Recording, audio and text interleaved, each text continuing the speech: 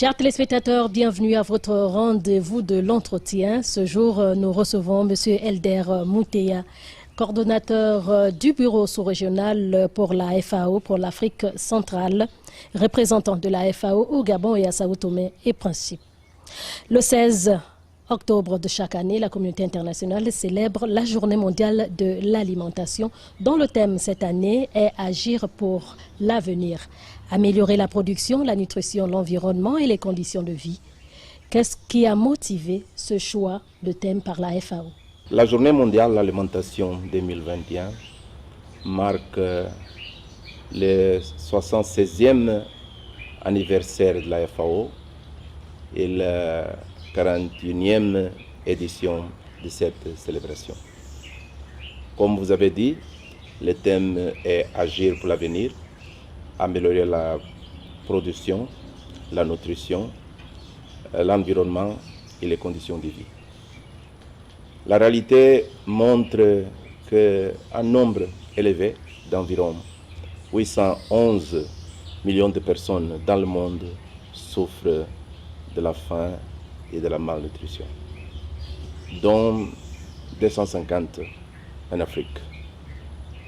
Ce thème est donc d'une actualité et d'une pertinence cruciale. Parce que c'est un moment de réfléchir sur le changement de paradigme qui est nécessaire présentement. Notamment sur 4 objectifs qui sont mentionnés dans le thème. Le premier, c'est améliorer la production. En augmentant la productivité et en cultivant davantage de produits localement. Malgré l'abondance de terres agricoles en Afrique, la majorité des pays importent des aliments. Le deuxième, c'est améliorer la nutrition en promouvant des régimes alimentaires sains, diversifiés, équilibrés et plus nutritifs, riches en éléments nutritifs. Le troisième, c'est améliorer l'environnement par un engagement global pour la préservation des ressources naturelles qui soutiennent la vie dans la planète, notamment l'eau, le sol, la forêt et la faune. Ce thème est aussi important pour rappeler que les systèmes agroalimentaires sont importants pour la santé, pour l'environnement et le bien-être. Vous savez que dans le monde, environ 1 milliard de personnes travaillent dans les systèmes agroalimentaires. Les gens trouvent son emploi dans le système alimentaire. Même ceux qui ne travaillent pas directement dans le secteur, ils participent dans le système agroalimentaire en tant que consommateurs. Et leur choix a un impact significatif dans l'équilibre alimentaire mondial. La célébration cette année se tient encore sous le contexte global marqué par la pandémie de la Covid-19. La Covid-19 sur aujourd'hui, quel est son impact sur le système alimentaire en Afrique centrale et au Gabon en particulier?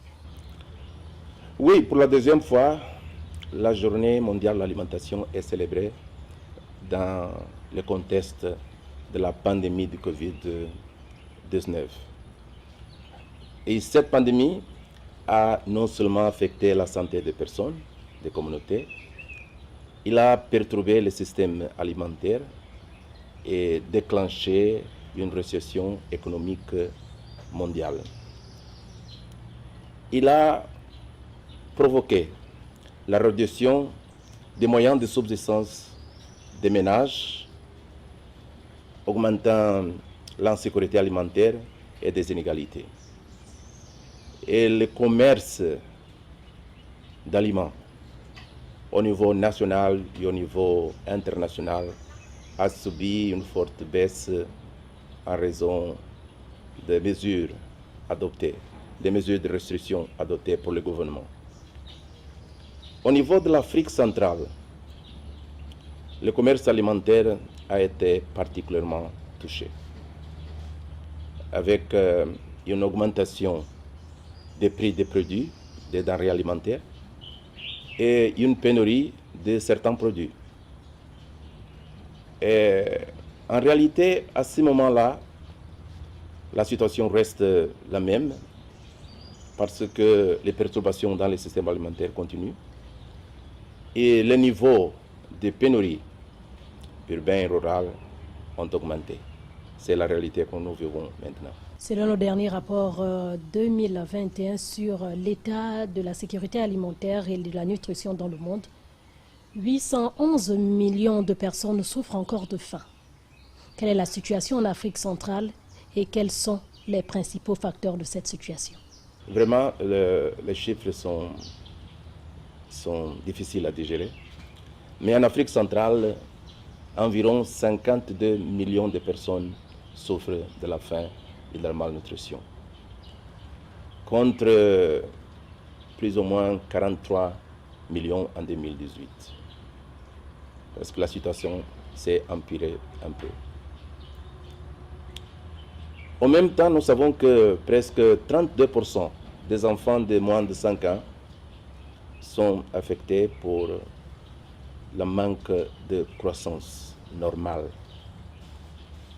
Et avec la situation de la COVID-19, la situation de sécurité alimentaire et nutritionnelle en Afrique centrale est affectée drastiquement. Et la situation est difficile, reste difficile pour l'Afrique centrale. Mais dans une région comme l'Afrique centrale, riche en ressources naturelles, avec des sols fertiles qu'on regarde même ici au Gabon, avec la forêt diversifiée, avec la faune aquatique et terrestre abondante, avec la précipitation aussi abondante dans presque la majorité des territoires nationaux. C'est vraiment regrettable que nous nous trouvons dans cette situation avec la situation d'insécurité alimentaire et nutritionnelle. Alors, quelle est la réponse de la FAO face à cette situation et quel bilan peut-on retenir de l'intervention de la FAO dans la sous-région et au Gabon? Le mandat de la FAO, c'est d'éradiquer la faim et la malnutrition dans le monde. Pour remplir ce mandat, dans l'Afrique centrale, la FAO est représentée dans chaque pays de la sous-région, avec une représentation d'experts, techniciens, de gestionnaires de projets. Et nous avons presque 151 projets dans la sous-région, avec un budget d'environ 180 millions de dollars américains dans plusieurs branches du secteur agroalimentaire. On parle de l'agriculture, l'élevage, la nutrition, l'irrigation, la pêche, l'aquaculture, politique agricole, un peu de tous ces éléments-là. Et maintenant, nous avons plusieurs projets. Je peux citer quelques exemples, si vous voulez, quelques exemples. Je peux citer au niveau sous-régional 3 initiatives. Le premier, c'est les classes vertes pour une production innovante, ludique, éducative et nutritive. C'est un projet qui a bénéficié 3 pays, le Gabon, le Cameroun et le Congo, qui travaillent notamment au milieu scolaire. Il a bénéficié 6405 individus.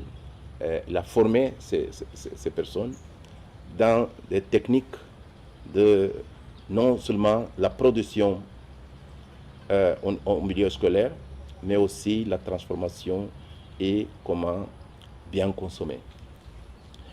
Et un deuxième projet pour la sous-région, c'est une initiative dans le cadre d'une seule santé.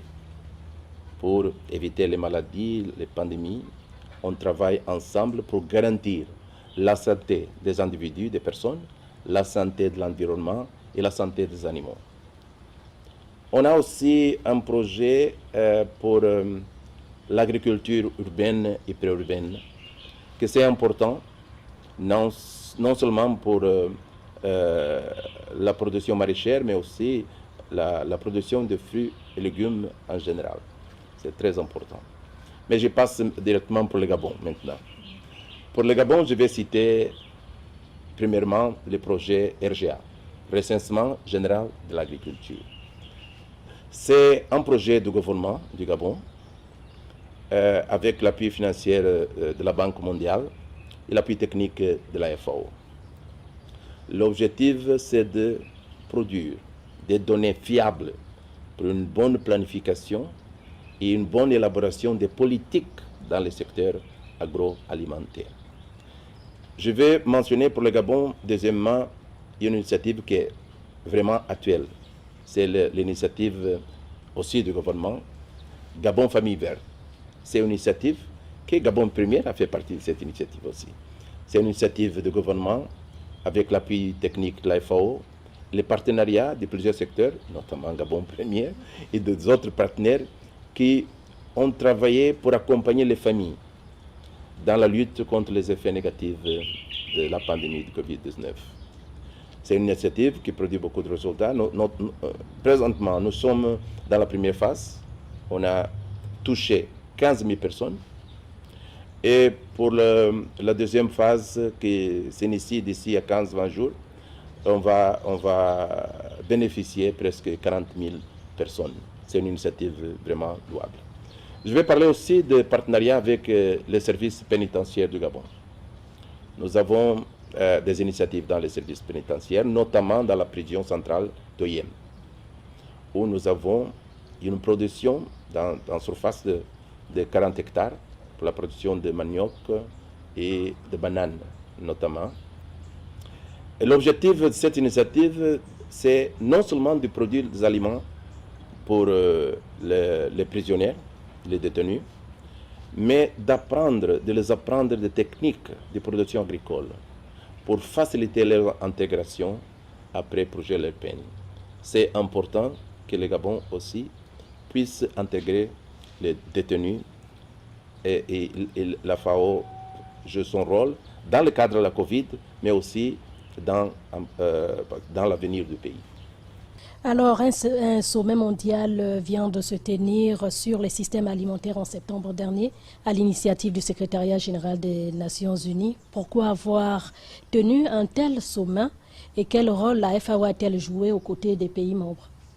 Oui, c'est le sommet sur le système alimentaire à l'initiative du secrétaire général des Nations Unies, M. Antonio Guterres, qui voulait quand même appeler tout le monde à une réflexion sur la façon que nous produisons, la façon que nous consommons et malheureusement la façon que nous gaspillons aussi les aliments.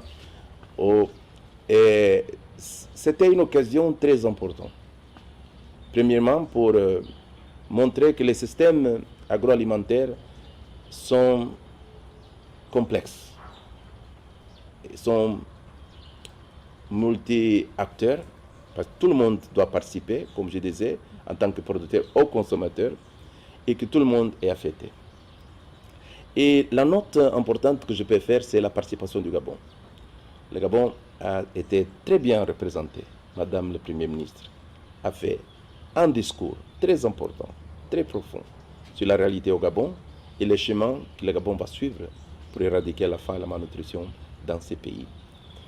Et le discours de Madame le Premier ministre était un résultat des consultations organisées pour le gouvernement, notamment par le ministre de l'Agriculture lui-même. Il a organisé les réunions de concertation, de consultation avec plusieurs acteurs, entre producteurs, transformateurs, distributeurs, enseignants, personnes qui travaillent dans la recherche, même les cadres de l'État et les partenaires internationaux, partenaires de développement. Tout le monde a été consulté et les résultats ont été présentés par Madame le Premier ministre. Je pense que c'est une présentation exemplaire. Alors, monsieur le coordonnateur, avant de nous séparer, au-delà des activités que vous avez énumérées plus haut, quelle est l'ambition de la FAO pour le développement de l'agriculture au Gabon? C'est une question très difficile. Mais disons que le grand défi du Gabon, c'est de diversifier son économie par l'agriculture. C'est un grand défi parce que le pays nécessite de récupérer les retards. Parce que le reste, le Gabon est un pays riche, des sols fertiles, des bonnes conditions au niveau de la foresterie, de la faune, au niveau de la précipitation. Le Gabon est vraiment riche. Mais on travaille inspiré pour le plan stratégique Gabon émergent et pour le PAT, plan d'accélération de la transformation, pour garantir l'accès aux producteurs, aux ressources naturelles. On commence sur les ressources naturelles. Quand on parle de ressources naturelles, on parle de foncier, accès à la terre pour les producteurs, et deuxièmement, accès à l'eau. On ne parle pas seulement de l'eau qui vient de la pluie. On parle des infrastructures pour garantir la durabilité de l'accès à l'eau, non seulement pour l'agriculture, mais aussi pour l'élevage. Deuxièmement, c'est l'accès à la technologie. C'est qui doit être le résultat de la recherche et le travail de transmission de ces techniques adaptées à des conditions spécifiques du Gabon. Là, c'est très important qu'on puisse travailler dans ces champs. Le troisième, c'est l'accès au marché. L'accès au marché, ça dépend de la qualité du produit, ça dépend des infrastructures, ça dépend des accords de commerce, ça dépend de la certification, ça dépend de plusieurs facteurs. Et c'est important qu'on puisse travailler dans ces facteurs, notamment la transformation pour ajouter de la valeur dans les produits. Et dernièrement, c'est l'accès au crédit. Parce qu'on ne peut pas demander aux jeunes, aux femmes, aux hommes qui travaillent dans l'agriculture pour investir dans de nouvelles technologies sans les donner les instruments pour le faire. Et la façon plus durable d'avoir les ressources pour investir, c'est le crédit. Le crédit accessible, le crédit que dans un système durable et que puisse permettre aux Gabonais, aux producteurs, aux transformateurs de s'investir dans les nouveaux systèmes alimentaires qu'on veut pour notre avenir. Alors, merci monsieur. Peut-être un dernier mot au moment où nous célébrons la journée mondiale de l'alimentation, avant de nous séparer. Oui, c'est un appel que je fais, non seulement au peuple gabonais, aux producteurs au Gabon, mais dans la sous-région, pour qu'on puisse travailler ensemble pour changer un peu la tendance et garantir l'objectif de l'éradication de la faim, l'objectif les ODD d'ici 2030, notamment l'éradication de la faim et de la malnutrition.